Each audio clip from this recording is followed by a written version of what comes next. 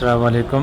वालेकुम अस्सलाम। बड़ी खुशी की बात है कि आज मुझे मौलाना शाकिर उमैर साहब मारूफ़ी ने अपने चैनल पे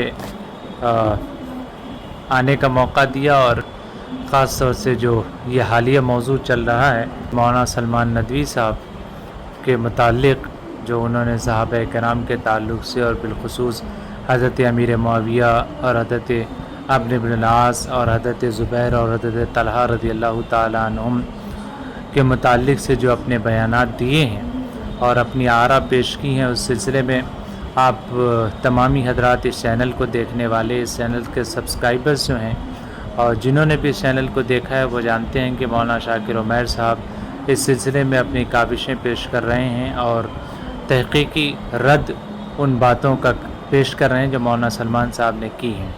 आज इस सिलसिले में इन्होंने कहा है कि अगर आप कुछ सवालात करना चाहें तो इस सिलसिले में कर सकते हैं। मौलाना शाकिर उमैर साहब, मैं समझता हूँ कि सवालात शुरू किए जा जी, अगर इजाज़त हो तो सवाल शुरू फरमाएं। सबसे पहली चीज़ तो ये है जो मैं यहाँ से आगाज़ करना चाहूँगा कि मौलाना सलमान नदवी साहब ने ये जो बयान दिया है, तो क्या मौलाना सलमान नदवी साहब का ये नुक्ता नज़र शुरू से रहा है या इन्होंने ये मनहज और ये नुक्ता नज़र हालिया अरसे में इख्तियार किया है? अगर इन्होंने हालिया अरसे में ये नुक्ता नज़र इख्तियार किया है तो ऐसे क्या असबाब व अवामिल नज़र आ रहे हैं जिनकी बुनियाद पर ये आप कोई ऐसा करीना मौजूद है कि ये असबाब हुए हैं, मुमकिन तौर पर इस वजह से उनका नुक्ता नज़र बदला हो? यूँ तो कभी होता है कि आदमी तहक़ीक़ करते करते इस मरहले तक पहुँच जाता है और कभी कुछ और अवामिल हैं। आप क्या समझते हैं, इस सिलसिले में अपनी राय ज़ाहिर कीजिए।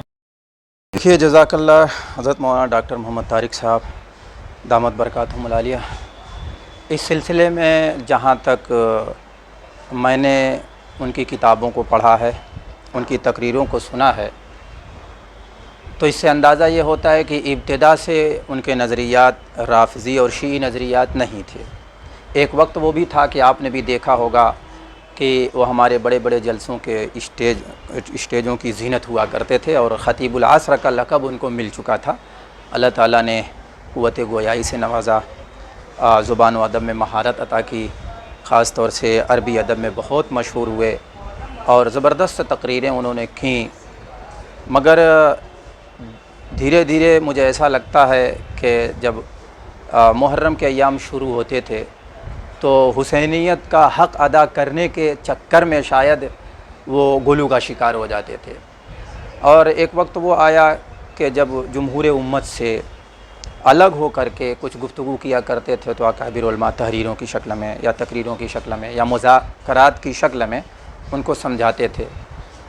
तो मुझे ये तो महसूस नहीं होता कि इब्तिदा से उनके शीई नज़रियात रहे हैं, मगर जब उलमाए किराम ने उनको समझाना शुरू किया तो बजाय उनकी बातों को समझते वो ज़िद और इनाद में आ जाते थे और फिर जो है उनकी मुखालफत शुरू कर देते थे और मुखालफत में हद से तजावुज़ कर जाते थे, हत्ता कि शिद्दत इख्तियार कर लेते और बसा औकात मौजू मनगढ़ंत रिवायात, शीई रिवायात का सहारा लेकर के वो इस तरह की बातें, मुबालगा आमेज़ बातें करने लगते। और कुछ ऐसा भी महसूस हो रहा है कि उन्होंने बाज़ ऐसी किताबें, बल्कि उनको बाज़ ऐसी किताबें भी मैसर हो गईं, मिल गईं, जो ये जो कहना चाह रहे थे उनकी नज़रियात के मुताबिक थीं और ये वो महसूस कर रहे थे कि शायद ये किताबें किसी और के हाथ न लगी हों, मैंने ही सिर्फ मुताला किया हुआ है और मैं तो दुनिया में तहक़ीक़ का डंका अपना बजवा लूँगा। हालांकि जब उनका बयान आया था, उस बयान को सुनते ही मैंने फ़ौरन ये तज्ज़िया कर लिया था कि ये हसन इब्न फ़रहान मालिकी की किताबों को देखते हैं और उसके नज़रियात से मुत्तफ़िक़ हैं, उसके दलाइल से मुतमईन हैं और उसको बिल्कुल सही समझ रहे हैं, जबकि वो एक गाली दर्जे का ज़ैदी शिया है और ये जो मालिकी निस्बत है तो ये बनु मालिक की तरफ निस्बत है। वो अइम्मा अरबा में से इमाम मालिक रहमतुल्लाह अलैह जो हैं उनकी तरफ इंतसाब नहीं है, इमाम मालिक रहमतुल्लाह अलैह की तरफ कतानी इंतसाब नहीं है। इसलिए मौलाना सलमान नदवी साहब उसको जो ये समझ रहे हैं, जैसा कि अभी हालिया 2-3 दिन पहले उन्होंने हसन इब्न फ़रहान मालिकी की जो एक किताब है नेट से डाउनलोड करके प्रिंट करा करके हालिया उन्होंने वीडियो में उन्होंने बताया है, تو وہ دھوکہ دینا چاہتے ہیں کہ یہ اہل سنت والجماعت میں سے. ایسا نہیں ہے, یہ اہل سنت والجماعت سے خارج ہے, قطعاً اس کا تعلق نہیں ہے. ایسا شخص اہل سنت والجماعت میں سے کیسے ہو سکتا ہے جس نے حضرت معاویہ رضی اللہ تعالیٰ عنہ کے اسلام کے بارے میں گفتگو کی ہے اور انہیں مسلمان نہیں مانا ہے, فرعون حاذہ الامہ کہا ہے. اسی طریقے سے اس کو حدیث بھی کہہ دیا, جبکہ بڑے بڑے اکابر علماء کرام نے جو موضوعات کے اندر جنہوں نے کتابیں لکھی ہیں سب نے اس کو موضوع کہا ہے. لا اصل لہ کہا ہے, مختلف موضوع مکذوب کے رکھا ہے. میں ابھی آپ کی رائے لینا چاہوں گا. میں چاہتا ہوں کہ ترتیب وار آگے بڑھا جائے. ظاہر ہے کہ یہ آپ کے تحقیق کا موضوع ہے اور آپ اس پہ بصیرت آمیز گفتگو کریں گے, لیکن ایک چیز یہ ہے کہ میں نے جو سوال کیا تھا کہ مولانا کا پس منظر اسے معلوم کرنے کے لیے, ظاہر ہے کہ ہم کسی کی نیت پہ شبہ نہیں کر سکتے وہ, اور نہ کسی کے ارادے پہ شبہ کر سکتے ہیں, اور نہ مولانا سلمان صاحب کے ارادے پہ شبہ کر سکتے ہیں بغیر کسی معلومات کے. لیکن یہ ہے کہ جب اس طرح کے معاملات ہوتے ہیں تو آدمی پورے سیاق و سباق کے پس منظر کے ساتھ معلومات حاصل کرتا ہے تاکہ اپنے جواب کا منہج اور ایک میتھڈ اور طریقہ طے کر سکے. اسی وجہ سے یہ سوال جو میں نے ابھی کیا کہ ان کا کیا منہج رہا ہے. دوسری چیز میں یہ پوچھنا چاہوں گا, ابھی اسی سے ریلیٹڈ ہے, اسی سے متعلق ہے, کہ ایسے عہد میں جب کہا جاتا ہے کہ فتنوں کا ہر طرف دورہ ہے اور خاص طور سے مسلمانوں کے لیے دائرہ ہر جگہ تنگ ہے, محالات اور مسائل ایسے ہیں جو روز بروز بڑھتے ہی جا رہے ہیں, تو ایسے مسائل کو چھیڑنا یعنی جو اپنے داخلی مسائل ہیں اور علمی تحقیقی موضوع رہے ہیں قدیم زمانے سے, اور ظاہر ہے کہ جب 1300-1400 سال سے جو مسئلہ چلا آ رہا ہے وہ کسی ایک نقطہ نظر پر یا کسی ایک نتیجے پر نہیں پہنچا تو آپ کیسے پہنچے گا. ظاہر ہے یہ اس کے امکانات نہیں ہیں. انہی میں سے ایک مسئلہ یہ بھی ہے, ہر اہل علم جانتا ہے اور یا جاننا چاہیے, سمجھنا چاہیے کہ یہ کسی حاصل تک پہنچنے والا مسئلہ نہیں ہے. تو ایسے مسئلے کو ان حالات میں چھیڑنا کہاں تک مفید ہو سکتا ہے. ایک تو مولانا سلمان صاحب نے چھیڑا ہے ان کے حوالے سے, اور بھی بہت سے لوگ گفتگو کرتے ہیں. دوسری یہ کہ پھر اگر جواب در جواب, جواب الجواب, پھر جواب پہ جواب الجواب, تو اس طرح مسئلہ آگے بڑھتا ہی چلا جائے گا اور اس طرح کے مقدس شخصیات زیر بحث آئیں گی اور جواب الجواب میں بہت سی ایسی باتیں بھی آ جائیں گی جو مناسب نہیں ہیں. اس سلسلے میں آپ کیا کہنا چاہیں گے ایسے حالات میں؟ جی دیکھیے, سچی بات تو یہ ہے کہ مولانا سلمان ندوی صاحب اگر اپنی رافضیت اور شیعت کا اعلان کر دیتے تو جیسے اور رافضی شیعہ چلاتے رہتے ہیں, ہر وقت کتوں کی طرح بھوکتے رہتے ہیں, صحابہ کرام کی شان میں گستاخیاں کرتے رہتے ہیں, کوئی ان کے پیچھے اس طرح نہ پڑتا. لیکن اہل سنت والجماعت میں سے ہونے کے دعوے دار ہونے کے بعد پھر یہ سب کر رہے ہیں. حضرت مولانا علی میاں ندوی رحمۃ اللہ علیہ کا نام لیتے ہیں کہ وہ میرے نانا ہیں اور میرے مربی ہیں. حضرت شیخ زکریا رحمۃ اللہ علیہ سے بیعت ہونے کا دعویٰ کرتے ہیں, ممکن ہے بیعت ہوئے رہے ہوں.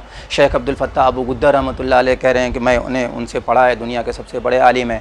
اور محدث کبیر حضرت مولانا حبیب الرحمن اعظمی صاحب رحمۃ اللہ علیہ کا بڑے ادب و احترام کے ساتھ نام لیتے ہیں. علامہ ناصر الدین البانی کا بہت احترام کے ساتھ نام لیتے ہیں. تو ظاہر سی بات ہے کہ ان کی طرف انتساب کر رہے ہیں اور پھر باتیں ایسی کر رہے ہیں جو ان کے نظریات اور ان کے عقائد کے خلاف ہیں. تو کیسے امت یہ تسلیم کرے گی؟ یا تو یہ تسلیم کر لے کہ آپ شیعہ ہیں, اعلان کر دیں, پھر آپ کا انتساب ان لوگوں کی طرف نہیں ہوگا. آپ ان کی طرف انتساب بھی کر رہے ہیں, بڑے فخر کے ساتھ ان کا نام بھی لے رہے ہیں اور لگتا ہے کہ ان کے علوم کو آپ نے سمیٹ لیا, اور پھر آپ کے عقائد و نظریات جمہور امت سے اور خود ان سے ہٹے ہوئے ہیں. مجھے بتائے کہ علی میاں ندوی رحمۃ اللہ علیہ نے کہاں لکھا ہے اس طرح کی باتیں لکھی ہیں؟ حضرت شیخ زکریا نے کہاں لکھا ہے؟ علامہ ناصر الدین البانی نے کہاں لکھا ہے؟ شیخ حبیب الرحمن محدث اعظمی رحمۃ اللہ نے کہاں لکھا ہے؟ اس طرح کے لوگوں نے کہیں نہیں لکھا ہے. تو بات دراصل یہ ہے کہ ایسے ماحول میں اور اپنا انتساب بڑوں کی طرف کر کے ایسی باتیں کرنا جو جمہور امت سے ہٹی ہوئی ہیں, شیعی کتابوں کے اندر روایات یہ پائی جاتی ہیں جو یہ بیان کر رہے ہیں. جتنی روایات انہوں نے بیان کی, حسن ابن فرحان مالکی نے اس پر باقاعدہ رسالے لکھے ہوئے ہیں, جو اس نے کہا تھا کہ فرعون حاذہ الامہ معاویہ والی روایت, تو اس کے اوپر باقاعدہ حسن ابن فرحان مالکی کی کتاب ہے. اسی طریقے سے اذا رأیتم علی منبری معاویہ فاقتلوہ, اس کے اوپر بھی باقاعدہ اس کی کتاب ہے. اسی طریقے سے حضرت ابو سفیان رضی اللہ تعالیٰ عنہ کے ایمان کے تعلق سے باقاعدہ کتاب ہے اس کی. اسی طریقے سے حضرت معاویہ رضی اللہ تعالیٰ عنہ کے اسلام وغیرہ کے تعلق سے باقاعدہ اس کی کتاب ہے. وہ تمام کتابیں پڑھے ہوئے ہیں, وہی روایات جو ہے سامنے لاتے ہیں اور امت میں انتشار پھیلتا ہے. تو جب امت حالات کا پہلے سے شکار ہے تو اس میں اس طرح کی باتیں پیش کرنا یہ مزید امت کو الجھانا ہے اور امت کو ہلاکت کے دہانے پہ لے جانا ہے۔ اس طرح کی حرکتیں نہیں کرنی چاہیے۔ اگر کسی کی ذاتی کوئی تحقیق ہے تو وہ جو اس طرح کے علماء ہیں، ان کے معیار کے علماء ہیں جو اس میدان میں لگے ہوئے ہیں، ان سے خط و کتابت کر لیں یا مل کر کے ملاقات کر کے گفتگو کر لیں تو انتشار سے بچاؤ ہو سکتا ہے۔ تو خیر یہ قطعاً مناسب نہیں ہے اس طرح کی ان کی گفتگو۔ میں بات کو مختصر کرتے ہوئے کہوں گا کہ اب اگلا سوال آپ کر لیں۔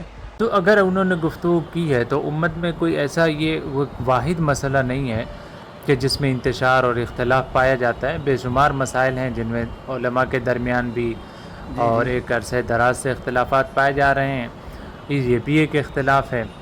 تو ظاہر ہے کہ ہر بہت سے مسئلے میں 2 رائیں 3 رائیں لوگوں نے اپنے اپنے الگ الگ نقاط نظر بنائے ہوئے ہیں۔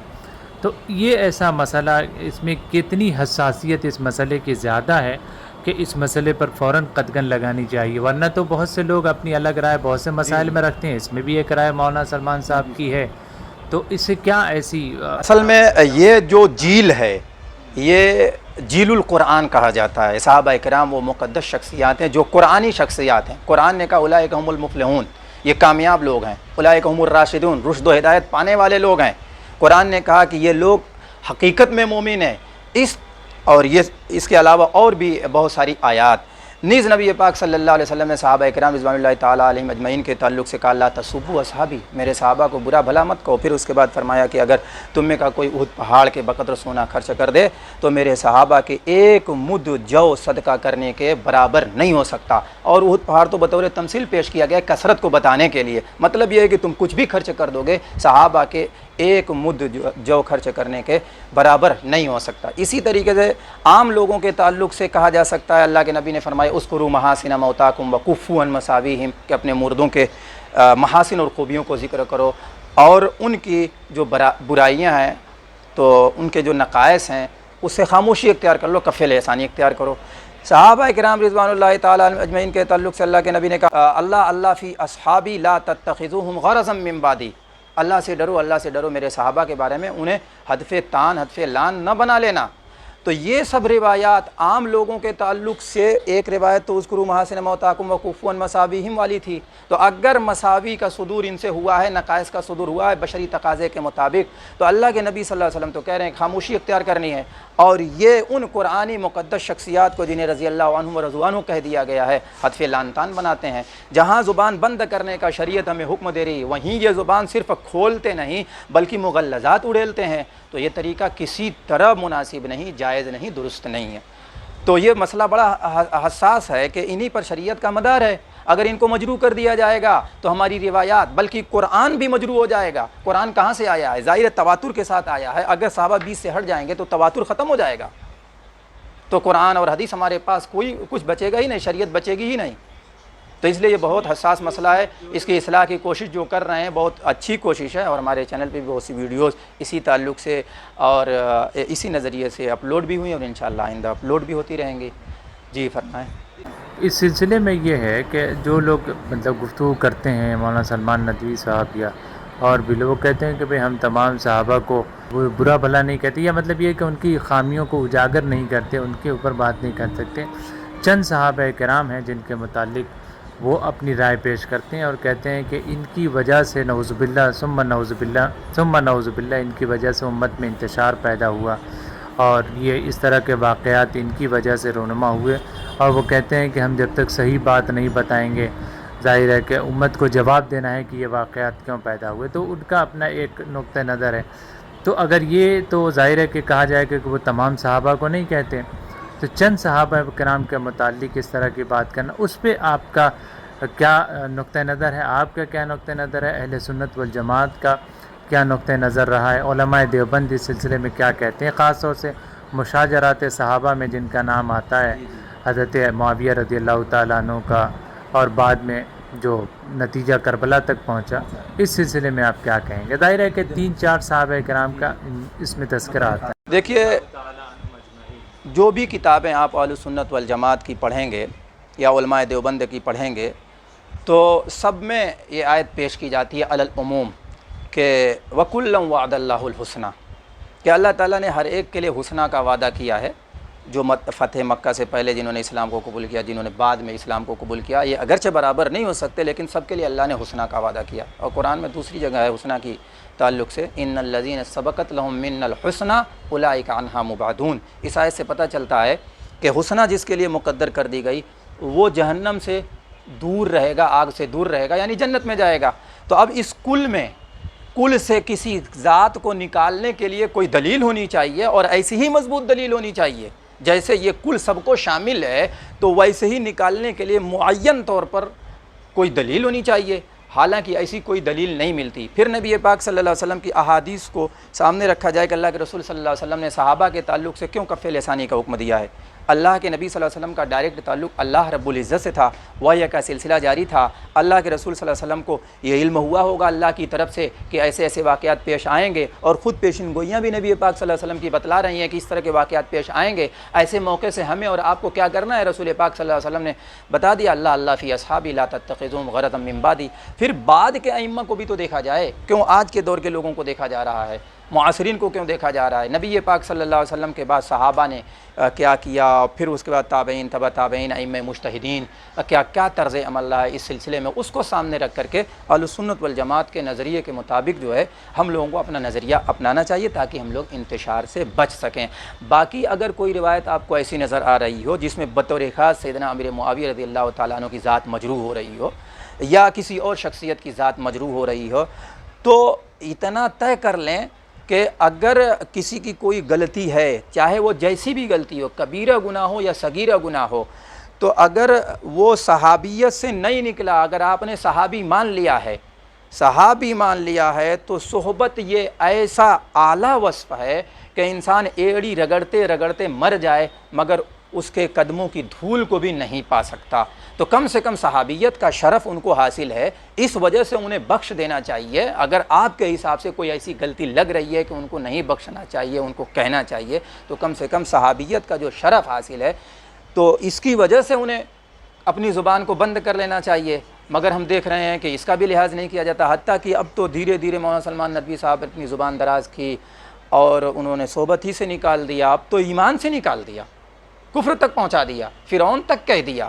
کہاں ان کے پاس دلائل؟ جو دلائل ہیں میں نے تحقیقی انداز سے ان سب کا جوابات جو ہے ریکارڈ کرا دیے ہیں. اگر کوئی دیکھنا چاہے تو ہمارے المعروفی چینل پہ رد سلمانیات کا سلسلہ 1 2 3 4 5 دیکھ سکتا ہے. انشاءاللہ تشفی حاصل ہو جائے گی. مختصر وقت میں بہت سی باتیں نہیں کی جا سکتی ہیں.